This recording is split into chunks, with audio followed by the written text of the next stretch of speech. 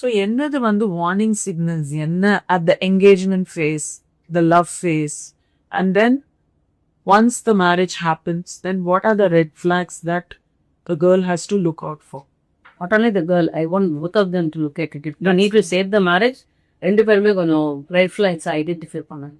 Say for example, இப்போ ஒருத்தர் வந்து எனக்கு ஃபோனே பண்ணலை, நான் ஒரு கோட்ஷிப்பில் இருக்கேன், பார்த்துட்டாங்க, ஓகே பண்ணியாச்சு, என்கேஜ்மெண்ட்டும் ஆயிடுச்சு. பட் மேரேஜுக்கு முன்னாடி ஒரு ஃபேஸ் இருக்கும் இல்லையா, அப்போ வந்து நிறைய கம்யூனிகேஷன் இவங்க ரெண்டு பேரும் இருக்கும்.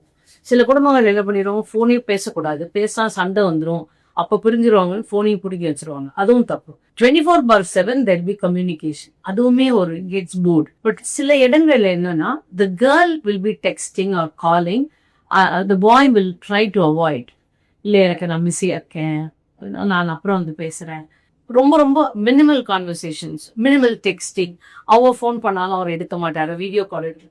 இது ரொம்ப பெரிய ஒரு வெச்சு. என்னமோ அவருக்கு இந்த மேரேஜ்ல உடன்பாடு இல்லை. ஃபார் வாட் எவர் ரீசன், ஒன்று அவரோட பர்சனாலிட்டி, இல்லை அவருக்கு இந்த மேரேஜ்ல உடன்பாடு இல்லை. அந்த ரெட் ஃபிளாக் எடுக்கணும்.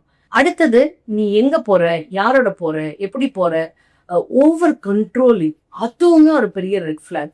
ஆனா இவங்க என்ன நினைச்சிடுறாங்க, ஐயோ ரொம்ப பொசசிவா இருக்காது, என் மேல அவருக்கு ரொம்ப லவ், ப்ளீஸ் பொசசிவா இருக்காங்கிறத சந்தோஷமாலாம் பார்க்காதீங்க. அதுதான் சந்தேகத்துக்கான முதல் படி. நான் ஃபோன் பண்ணும்போது நீ ஃபோன் எடுக்காம நீ யாரோட பேசிட்டு இருந்த, உன்னோட சேட் ஹிஸ்டரி காட்டு, உன்னோட அனுப்பு, எனக்கு ஸ்கிரீன்ஷாட் அனுப்பு, இந்த மாதிரியெல்லாம் யார் ஒருத்தர் கேட்குறாங்கன்னா அங்கே நம்பிக்கையே இல்லை. It's a big red flag. He had an ex or she had an ex, அந்த எக்ஸோட அவங்க இன்னும் பேசிட்டு இருக்காங்க, இட்ஸ் அ ரெட் ஃபிளாக்.